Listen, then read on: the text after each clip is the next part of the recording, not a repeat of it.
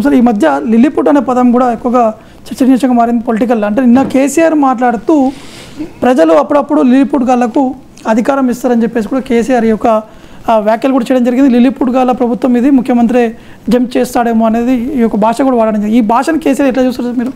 ఇప్పుడు ఈ భాష విషయంలో కేసీఆర్ ఒక్కడే కాదు, అందరు ఇదే వాడుతున్నారు. సో హైట్ల గురించి, వెయిట్ల గురించి, ముక్కుల గురించి, మూతల గురించి మాట్లాడుకోవడం అనేది చాలా సిగ్గుచేటైన విషయం. అది ఎవరైనా మాట్లాడి, అది రేవంత్ రెడ్డి మాట్లాడి, కేసీఆర్ మాట్లాడి, I think it is not acceptable. ఎందుకంటే వ్యక్తుల రూపురేఖలపైన మనం ఎప్పుడూ కామెంట్ చేయకూడదు. కావాలంటే విధానపరమైన అంశాలపైన కామెంట్ చేయొచ్చు.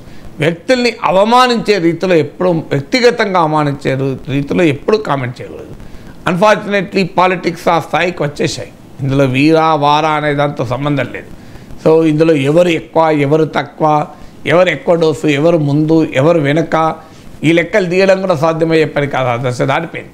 ఎవరు ముందైనా, ఎవరు వెనుకైనా, ఎవరు ఎక్కువైనా, ఎవరు తక్కువైనా, ఈ రాజకీయ సాంప్రదాయం అయితే సంస్కారం అనిపించుకోదు. రాజకీయాల్లో శత్రువులు ఉండరు, ప్రత్యర్థులు ఉంటారు. ఈవెన్ శత్రువుల్ని కూడా గౌరవించాల్సిందే. ఎందుకంటే ఇదే మీకు యుద్ధంలో కూడా శత్రువును గౌరవించాలి అనేది యుద్ధ నీతి.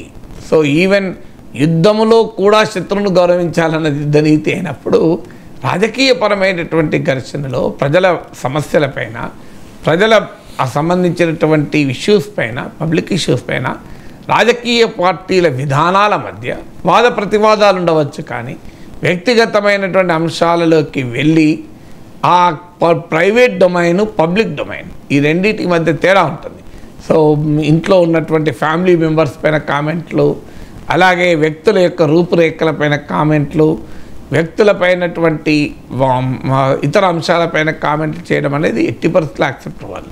Let the fight be political, not personal. So ఎవరు అది ఇటువైపోయినట్టు నేను ఎక్కడిని అనడం లేదు. So I'm not even telling KCR is the first or the last. So ఈ రకమైన రాజకీయ చర్చ, సంవాదం, భాష, దీనిపైన ఎవరికీ గుత్తాధిపత్యం ఉండదు. ఎందుకంటే అందరికీ ఏ స్థాయిలో దిగజారైనా మాట్లాడగలుగుతారు కదా.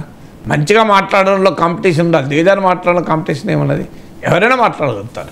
Someone should create a political trend, ఇలా మాట్లాడమని. అట్లీస్ట్ మీడియా అన్న వీటికి మేము ఎక్కువ కవరేజ్ చేయం. ఇలా రాజకీయ నాయకులను అడిగితే ఏమంటారు, మీరే కదండి పేజ్ 1లో పబ్లిష్ చేస్తారు. ఇప్పుడు సాధారణ విమర్శ కేసీఆర్ కనుక రేవంత్ పైన చేస్తుంటే ఇలా ఆ వార్త పేజ్ 1 అయ్యేది కాదు. గ్యారంటీగా పేజ్ 1 కావడానికి కారణం ఆ భాషే. సో రేవంత్ రెడ్డి మాట్లాడింది పేజ్ 1 కావడానికి కారణం భాషే. సో భాషను బట్టే పేజ్ మీడియా ప్రాధాన్యత ఇస్తుంది. స్ట్రేంజ్ లాంగ్వేజ్ వాడారనుకోండి, దానికి పతాక శీర్షికలు, బ్రేకింగ్ న్యూస్లు, క్రాకింగ్ న్యూస్లు ఇస్తున్నారు. సోషల్ మీడియాలో హల్చల్ ఇది జరిగినప్పుడు, అంటే ప్రజలు దీన్నే కన్జ్యూమ్ చేస్తున్నప్పుడు, ఈ రకమైన భాషను ఎంజాయ్ చేస్తున్నప్పుడు ఆటోమేటిక్గా రాజకీయ నాయకులు ఆ డిమాండ్ తగ్గట్టు సప్లై ఇస్తారు కదా.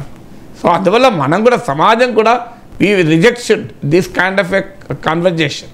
పొలిటికల్ కన్వర్జేషన్ అనేది పబ్లిక్ ఇష్యూస్ పైన ఉండాలి.